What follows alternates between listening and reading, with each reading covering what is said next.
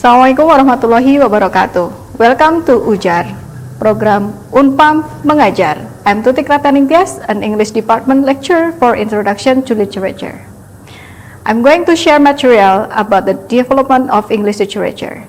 This program will be divided into some episodes, so keep watching it and don't miss it. Stay tuned on Sasmita Jaya TV, berbagi untuk negeri.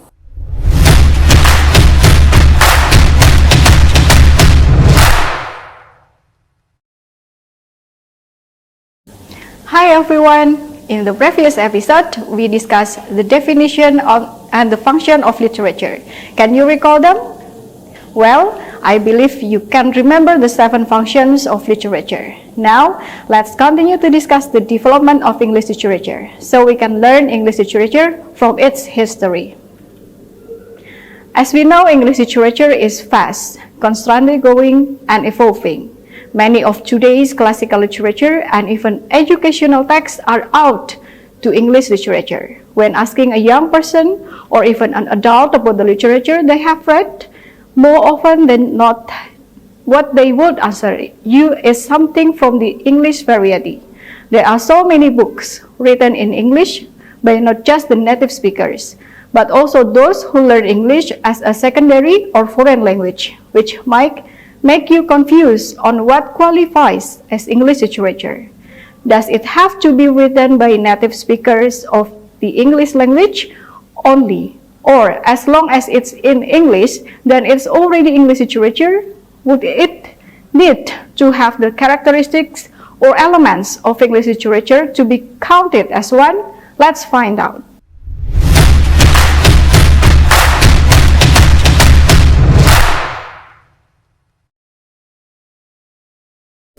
Before we go to the discussion of the development of English literature, this picture illustrates the brief history of the English language.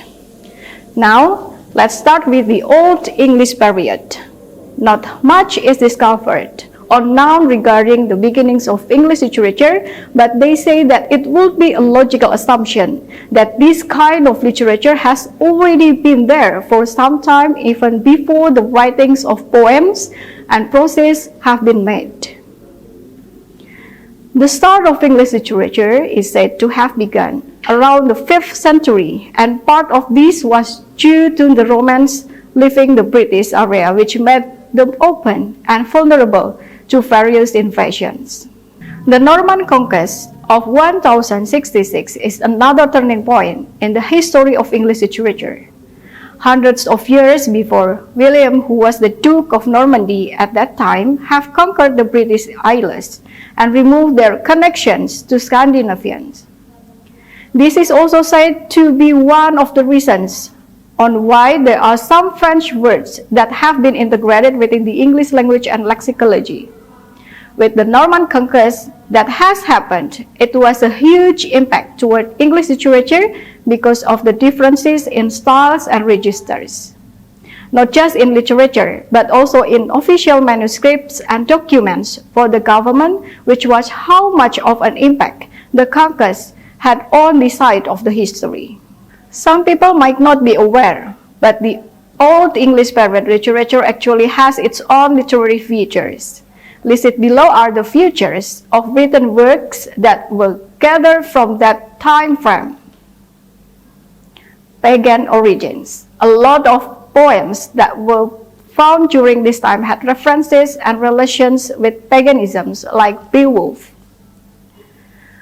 The second is anonymous origins. Only 2 authors were known during the Old English period, which is Cædmon, who was usually the author most people would reference to, and Cynewulf, who writes his name in his works. But apart from these 2, information about other authors during this period, 0 to none.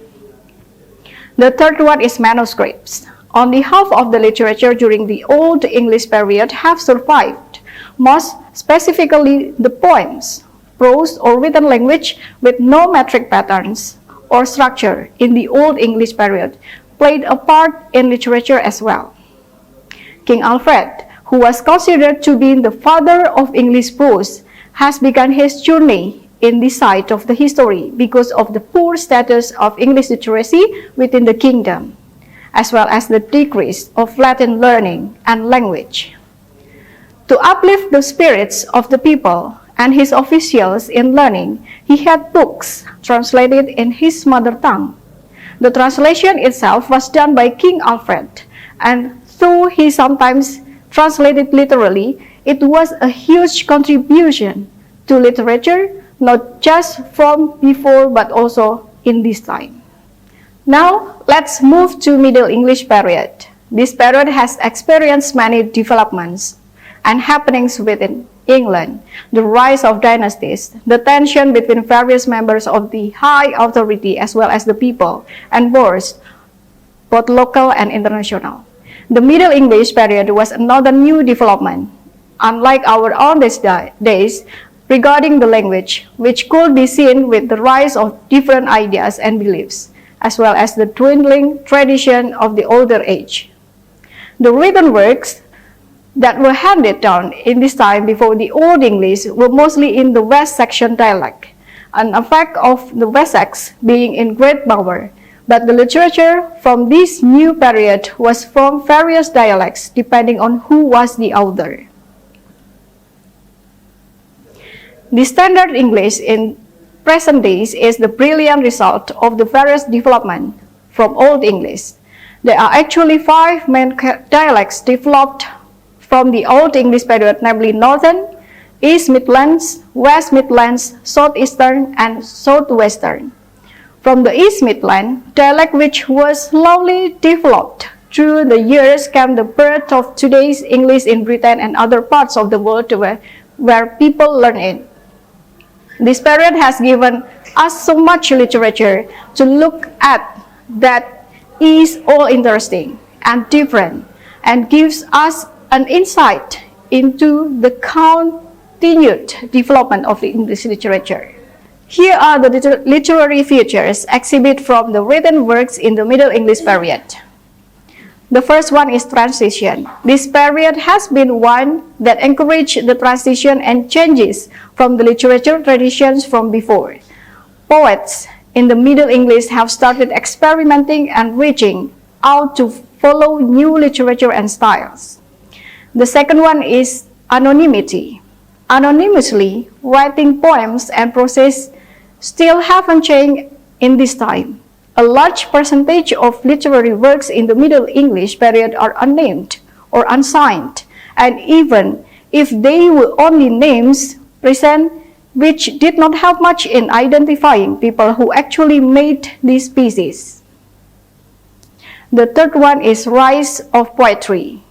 Poetry was actually used more in written works where prose would usually be seen, which is why most of the books still preserved to this day from the Middle English period are poems. Most of the authors of these were Slargrim and wrote poetry for historical records, divination, and science, but romance was also a popular theme when the other people are writing. Though prose writing may be smaller in amount than poetry, Latin is still the official language for documents and the educational system. Well, one of the most significant developments in literature, specifically in poetry during the Middle English period, was the creation of metres or rhyming structures that can be found and found in poems today. There are many poets who experimented with matter during this period, who also incorporated alliteration, which will soon be more developed in the later years. Due to the influence of the French culture and language, stanzas were finally used. Popular examples of these include rhyming stanza poems like Sir Percival of Gales and the amazing written Sir Gawain and the Great Knight. It was quite difficult to exactly teach and talk about what was happening during the experimentation of matters during this period, but the above examples should give the reader an idea of what the matters were for and how is it being used in poems during the Middle English? So here are literary features in Middle English. The first one is transition, the second one is anonymity, and the last one is rise of poetry. To conclude, the Middle English period was dominated mostly by poetry and was the age of the beginning of matters within poems. This period had given a huge contribution to literature because of the various written works made by countless unknown authors, as well as the style and characteristics of their literary works, which serve as a guide and a reference for a lot of the future poets and authors. Now, let's get going to the interwar years. This period was characterized by the major wars that occurred across different countries. Yet this was also the period where people had a much better grasp on the English literature. Below are the literary features that were observed during this time. The breakdown of established values. The situation of what was currently happening during this period can be seen reflected in the literary works presented by the people. The novels, poetry, and other writings are a reflection of the aftermath of the fighting, expressing discouragement and doubts in the middle of life. It was considered a breakdown of the established values of the people because of how literary works written this time had tried to find and build alternative values because of the safer situation. An attempt at stabilization and new supporting ideas to hold on to. Next is the resurgence of poetry. Writing poetry has become a medium of reconnecting with life and finding connection with emotions and other people. It became a way to express oneself amidst the strife and uncertainty surrounding them. Next one is technical experiments. Another period signified another time for literature experimentation. It was another way for the authors to test the currents and to try something different as a journey to discovering new values and media. The last one is influence of radio and cinemas. There is no clear way of explaining the exact impact of these media on literature, but they did help in spreading and reaching a larger audience. Literature was shown to more people in the form of plays and dramas during this period. This was a great thing for authors and the readers because more of the society were opening up to literature and its advantages. This period has introduced so many more novelists and poets, along with a much more detailed background, and them unlike with the first two periods in English literary history. Now, can you remember the stages of the development of English literature? Please find more details about the development of English literature in the Old English period, the Middle English period, and the interwar years. Now we come to the end of this session, and it's your turn to start reading more literary works from all stages of the development of English literature and find out the characteristics in that work. Thank you very much for watching. See you in the next episode. Salam ujar. Wassalamualaikum warahmatullahi wabarakatuh.